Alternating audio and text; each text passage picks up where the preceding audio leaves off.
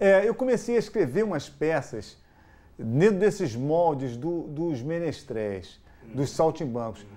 A diferença básica é que na dramaturgia, que é filha da ópera, filha da opereta, da Broadway, de Hollywood, a ação dramática é cantada. Né? Então o cara diz, por favor, você quer tomar o quê? Eu quero tomar uma água. O garçom vem, água, água, cantando. E para a dramaturgia dos saltimbancos, a ação dramática acontece de forma natural e privilegia o narrador. E a música só entra como comentário. É essa que eu queria fazer. E comecei a fazer em Brasília, com o Hugo Rodas, sem noção do que era isso. Quando cheguei aqui em 76, mais ou menos, com a peça João Sem Nome, que escrevi com o Mongol, um crítico chamado Ian Michalski, do Jornal do Brasil, escreveu uma crônica muito bonita, dizendo, são os novos menestréis. Essa palavra menestrel nunca veio de mim, essa palavra, veio dele. E ele explicava o que acontecia e por que a gente fazia, o que significava aquilo esteticamente, que aquilo tinha uma origem lá na Idade Média dos saltimbancos que usam elementos circenses, música, tudo para contar a sua história desta maneira, privilegiando a narração. Aí eu falei, pô, é essa que eu quero. E parti para dentro e aí fiz muitos trabalhos nessa linha. Eu acreditava, ainda acredito hoje, que para você ter um grupo que chega para contar a história, primeiro esse grupo tem que ser muito bem preparado fisicamente.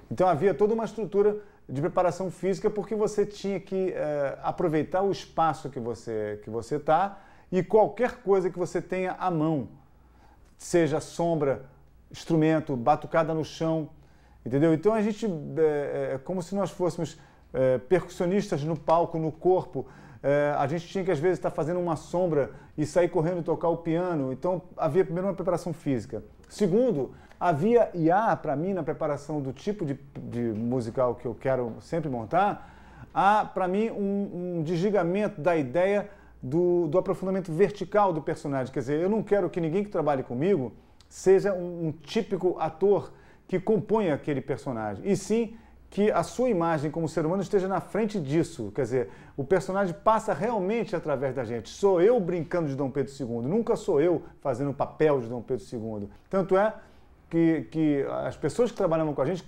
ficaram conhecidas mais do que os personagens que elas faziam, né? Porque o público se apegava àquilo. A Madalena era a menina da flauta que tocava piano e ela fez milhões de personagens que nem lembra. Então nós não éramos especificamente atores, nós éramos saltimbancos, nós somos isso. Nas nossas montagens talvez exista uma certa colocação de um aumento de autoestima no sentido mais brasileiro que você possa visualizar essa autoestima. Para mim está claro que a arte cada vez mais exige marca, exige personalidade. E que para você ter personalidade, ela exige coragem. E os nossos treinamentos, de uma certa maneira, incentivam isso. Que você se respeite como você é, que você goste das suas idiosincrasias, que você não tenha a vontade de se adaptar. Que o que você sente muito forte, de alguma maneira, deve estar certo. A gente sempre tentou pregar essa ideia. O nível médio, cada vez é mais fácil de se conseguir, né? Computadores, câmeras, instrumentos, fazem com que você tenha o nível médio estabelecido com muita facilidade. Então só o acréscimo de uma personalidade, de um charme, de uma coisa diferente, pode fazer alguém seguir na arte. Isso realmente a gente incentivou. Mas aí é preciso coragem, porque aí vai ter gente que não vai gostar de você e você só começa o seu sucesso quando alguém não gosta. Até porque a visão do ser humano era muito paternalista. O ser humano ele é incapaz de não gostar se você está começando, se você é submisso, se você está tentando, se você é humilde, se você lambe as botas dos grandes palácios.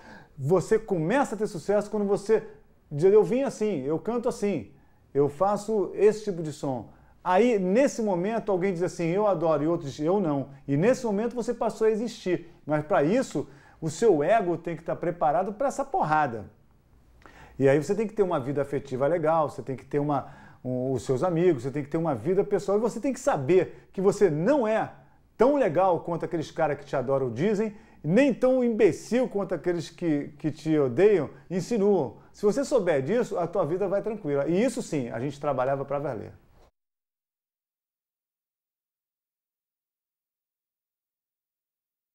negócio dos menestréis, do teatro, entra para mim como uma coisa mais existencial, de não ser chato a parada, né? Então acontecia, por exemplo, eu fui embora em 81 fazer com Cássia Eller, Zélia Duncan, Eduardo Costa, Madalena Salles, Zé Alexandre, e mais uma galera de uns 50 pessoas de Brasília, eu vejo você Brasília, e daí saí Nômade. Bati aqui em 83 com a Dança dos Signos, também num projeto Nômade.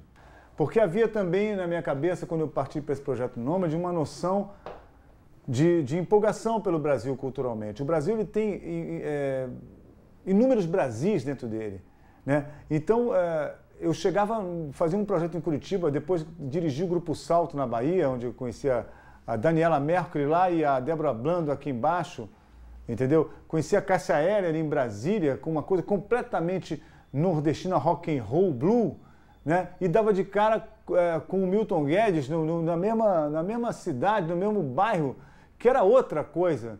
Então essa pluralidade do Brasil me encantava também.